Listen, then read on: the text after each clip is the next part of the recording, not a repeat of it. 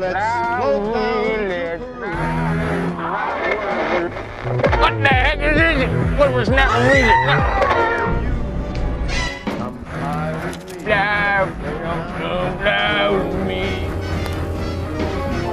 Don't fly with me. Let's. Oh, my cigar. Now, where'd that cigar go? Only Tater Tot, that was close.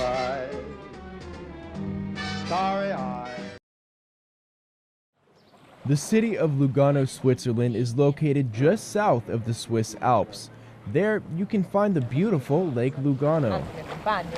During your travels, you can view paintings from the Renaissance period, enjoy a shopping spree, or just relax and take in the beauty Lugano has to offer. We have many things to do here because we are in a mountainy canton of Switzerland. It's a very picturesque area to be. It is breathtaking views of the mountains, and it's very refreshing to be up in the mountain air. If you're looking for more than just a view of the lake, you can always get out on the water. And if you're not into exploring the great outdoors, you can check out a wide variety of stores in town. Lugano, Switzerland is known for beautiful scenery such as the lake, but there's also a rich history in one of the churches. Lugano is also very interesting for the museums and also the art collections we have in our churches. It's very meaningful to be able to actually see a part of that history here. You know, it's really amazing. There's scenes here at the bottom where you can see where guards are fighting over his robe. So whether you're coming to witness the amazing views of the lake, shop for some high-end fashion, or view beautiful Swiss artwork, Lugano is the place for you. From the beautiful city of Lugano, Switzerland, I'm Airman First Class Roman Weber for Europass.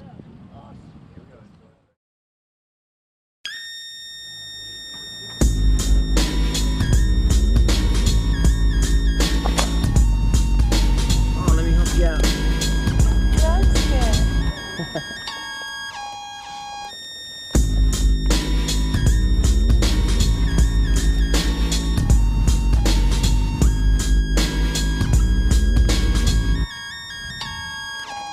Creeping up out of the woods. You're welcome.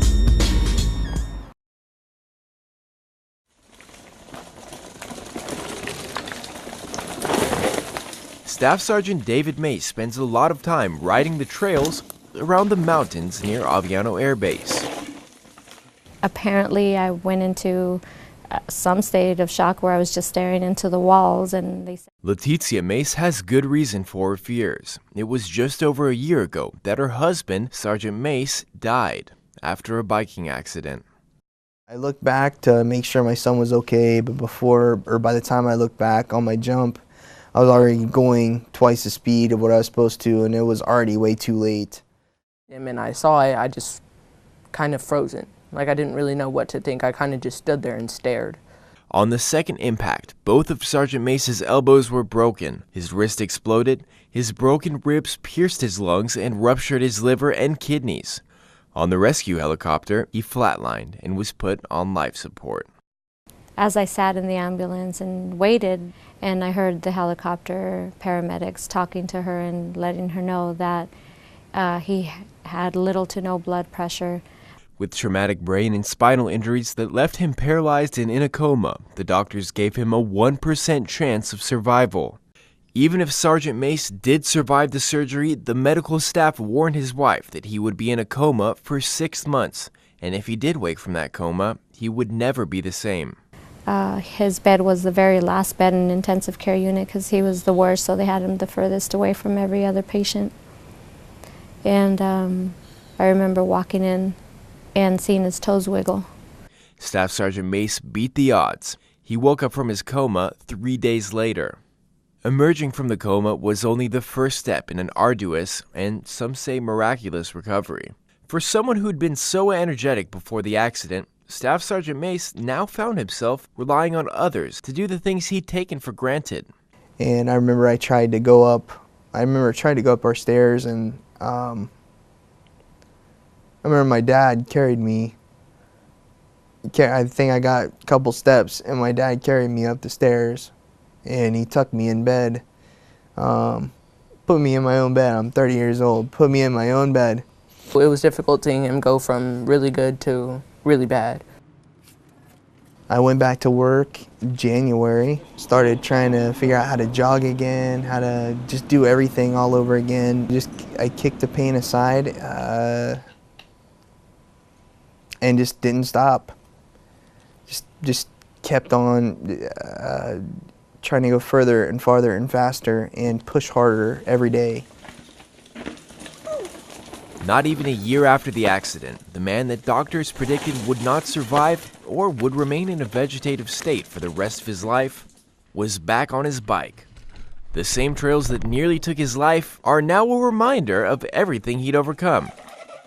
I went back up to Piancovallo and I re-rode that exact place where I fell. I'm not terrified of it anymore, but if you face what you're scared of, you'll get over it. You will get over it. And then you'll just learn to respect it. Senior Airman Roman Weber, Aviano, Italy. At Aviano, people of all ages learn discipline, confidence, and self-defense through the Korean martial art Kuksul Won. George Mejia, the class leader, describes Kuksul Won as a combination of the best parts of several other martial art forms throughout Asia. We teach hand-to-hand combat, we teach weapons, we teach meditation. Students learn more than just physical defense. Their mindset is to use force as a last resort. And while most of the time students practice combative moves, students are also taught the martial arts way of life. We teach self-confidence, self-control, self-respect, self-discipline. Techniques which have an impact both inside and outside of the gym. What we do here carries on to what we do everyday life. Control over your body, control over your mind, discipline, and respect.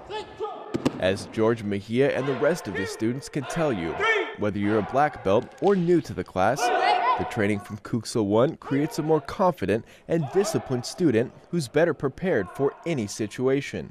Airman First Class Roman Weber, Aviano Air Base, Italy.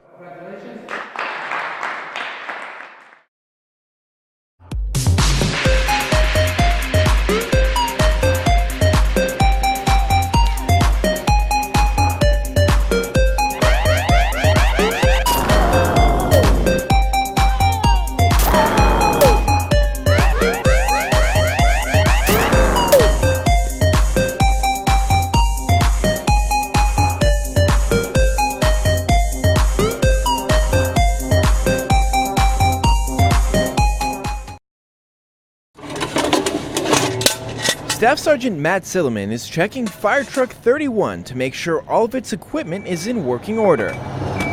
Sergeant Silliman works as a fire protection crew chief at Aviano Air Base, and during his duty hours, one of his tasks is to keep all of the station's equipment in peak condition.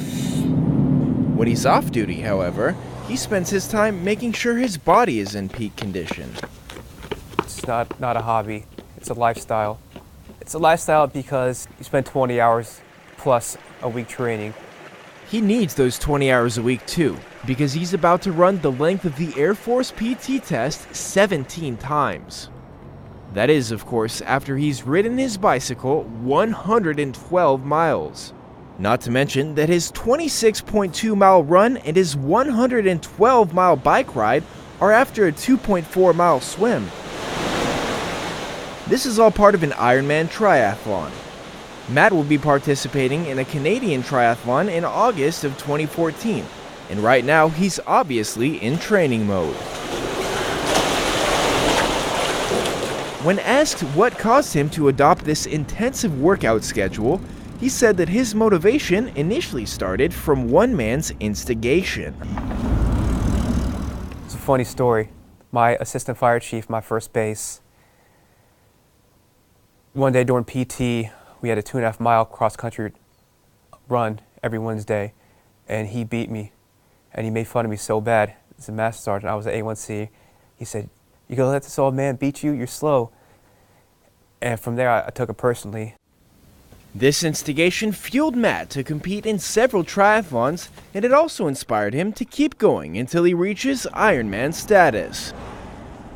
But when Matt's love for the sport and his dedication to success bring him to the finish line, he knows that his feelings of accomplishment will carry on into other areas of his life.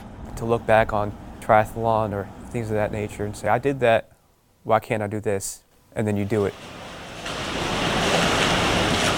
Luckily for Matt, his hobbies of swimming, running, and biking all bring him closer to achieving a competitive finish time at the Canadian Ironman Triathlon. Instead of only conquering the challenges life throws at him, Matt willingly takes on new challenges that will also prepare him for the numerous physical and mental obstacles he faces in his Air Force firefighting job. Copy. Senior Airman Roman Weber, Aviano Air Base, Italy.